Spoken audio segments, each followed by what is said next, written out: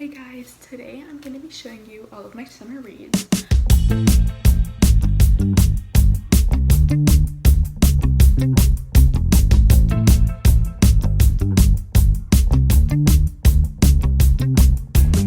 a very good chance I'm missing some, but I got all the ones that I could think of.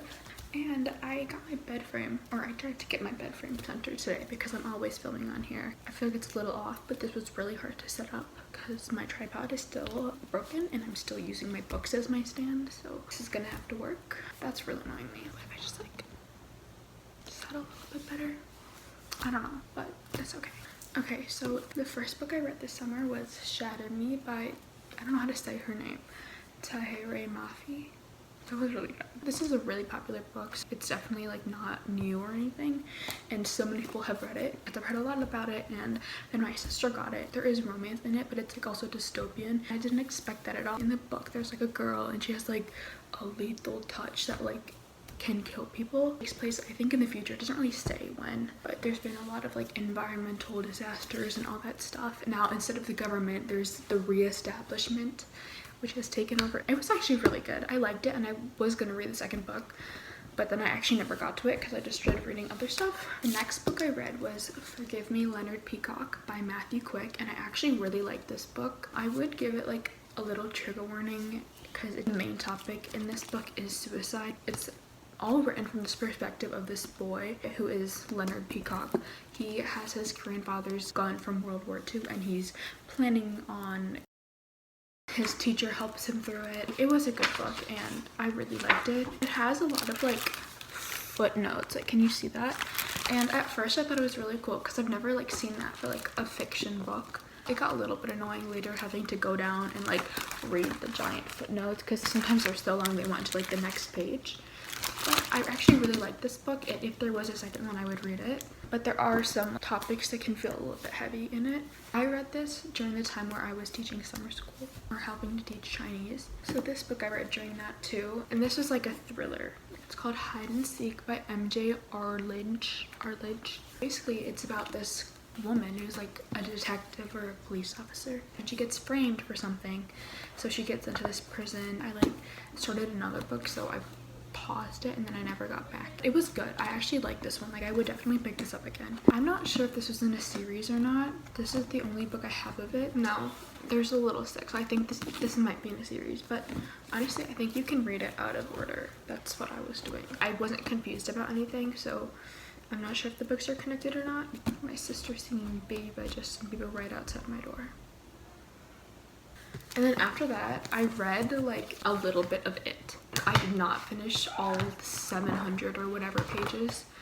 I read 9 pages actually. That's my bookmark. I hope you like it.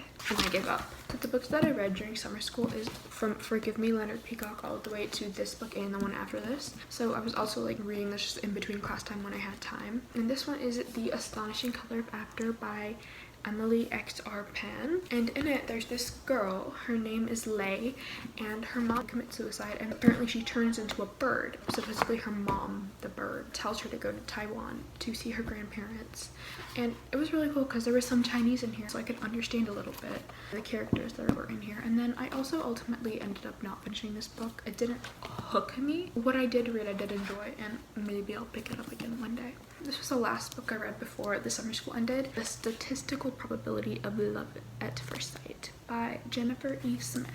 And this was actually just like such a cute, like short and sweet classic romance novel with an airport meet cute, and the guy and the girl, they're both going to the same spot. They actually sit next to each other on the plane. If you just like a short, sweet, like easygoing, like not heavy books, this would be really good. It was really cute and such an easy read compared to the other books that I've read this summer, and I did like it. It was really cute.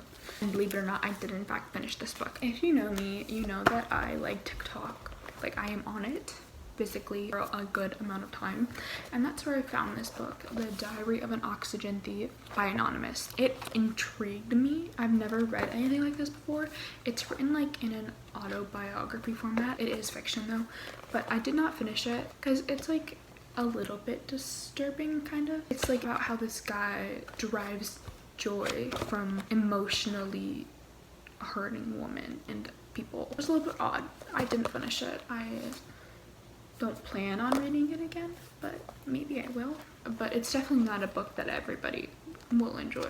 After the statistical probability of mouthful of Love at First Sight, I like started getting back into reading because I had a lot more time. You probably know who Gillian Flynn is. She wrote Gone Girl, which I haven't read yet, but it's a really popular book. So after the Oxygen Thief book, I read Sharp Objects by Gillian Flynn. The name actually goes so well with the book. I really appreciate good titles for good books. This is actually a really good book. It's my first book of Gillian Flynn that I've read. I love like mystery thriller books, so this was like really nice for me. So basically what happens in this book is this reporter, Camille Preaker, she doesn't live in her hometown anymore, but she goes back there because there were murders that took place there, and she's trying to get a good story because her boss wants her to. She sees her mom and this old life that she's not used to, and she investigates. I actually really like this, which is why right after that I read The Grown Up by Gillian Flynn. It's really short, and I read it like in a really short amount of time. Recently I've been like steering away from romance and more into mystery and like not necessarily murder, but like thriller, a psychological thriller, you know what I mean? Like those kinds of books. In this book, this girl, she gets promoted kind of to this desk job at this place where she works. She used to do not very PG things. Now she's a psychic, not a fake psychic. This woman comes to her because she thinks her house is like haunted and something's wrong with her son, and she goes to not really investigate, but like help her. It was short and an easier read, but I did like it. The ending was nice. After that book, I started reading The Final Girls by Riley Sager. In this book, there's this girl, her name is Quincy Carpenter. A while ago, she goes through a very traumatic event in this cabin where all her friends die, they're killed, but she survives. There's this other girl who helped her through it who also went through a traumatic event. And then she comes to know that that lady died by suicide, even though she was telling everybody to be strong and helping them cope with it. I actually also did not finish this book. I like paused it because I started reading another book. This was actually a good book, but I think I might get back into it. You might have seen this book in my previous vlog because I got this from my college. Heartstopper. This has been really popular. I think it was a webtoon first, according to my sister. This is all romance. The illustrations in this book are so adorable. This was just a really cute, short little graphic novel. I haven't read a graphic novel or comic in a long time, and I used to love them. This was really easy to just get back into. I probably read it in like 45 minutes or an hour, or maybe even less, and it did leave on a cliffhanger, so I checked out every single other book in this series from my college. I will be finishing this.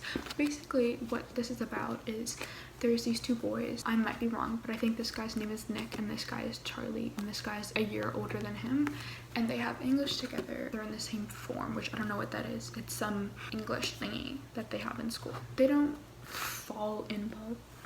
By the end of this book, there's a cliffhanger, but they're definitely getting closer. If you want like a short, sweet, simple read, I would definitely recommend it. Then I read The Teacher by Frida McFadden, and this author, I love her so much. I've only read a couple other books by her, Never Lie and then The Inmate. My favorite by her is definitely Never Lie. It was so good, and she is so good with plot twists. Like even in this book, the plot twists are so good. She never fails to surprise me. I always think I know what's happening, but I never do. In this book, it was a little bit like heavy and kind of like disturbing. A lot of it is about this not very good relationship between a teacher and a student. It's like a dual perspective book from the student and the teacher's wife, who is also a teacher at the same school. I can't handle that.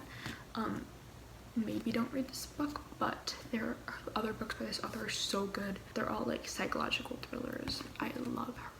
I don't know why this book was at the bottom of my pile. I read this like way earlier, like around the time when I was in summer school, like when I was reading Forgive Me, Leonard Peacock. This book has like so many illustrations and stuff. Like look at all these illustrations that are in this book.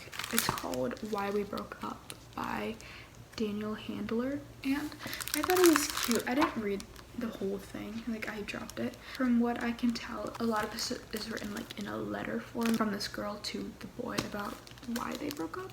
I did drop it because it was moving a little bit slow and I got a little bit bored, and I did start reading other books, but it wasn't bad. I just thought I would include it in here. Lastly, this is the book I'm reading right now, The Lies I Tell. This is so good. I picked it up because the title and the cover look so interesting to me. And this is by Julie Clark.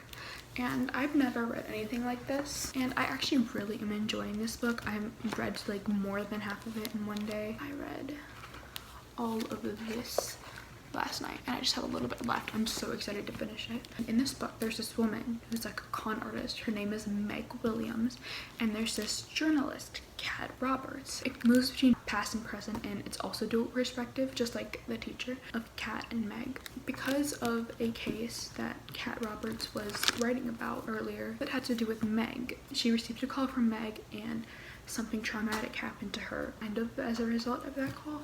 And then now in the present moment when they two meet again, they both are like conning each other. Really interesting. I actually really like this book. I would definitely recommend this book. It's not romance. It's a little bit mystery, but like not really. I don't even know what genre this is. It's fiction. I'm so excited to finish reading it. School for me starts almost a little over a week from today on August 19th. I will be reading more books, but that's just what I've read so far. And I have these books that I might read after The Lies I Tell. First, I did not finish reading it, but Misery by Stephen King. I don't even know what all of these are about. And there's Liars, Inc. by Paula Stokes. And this, That's Not What Happened. And then lastly, me and my sister both want to read this together because we got 2 copies of it. Dark Places by Gillian Flynn, because she's such a good author. Oh, I didn't know they turned Sharp Objects into a series. Maybe I'll watch it. Those are all the books that I have read so far. If you read them, let me know what you think, and I'm always open to new book recs and to read new things, so if you have those, also let me know. Thank you for watching. I will see you next time. Bye.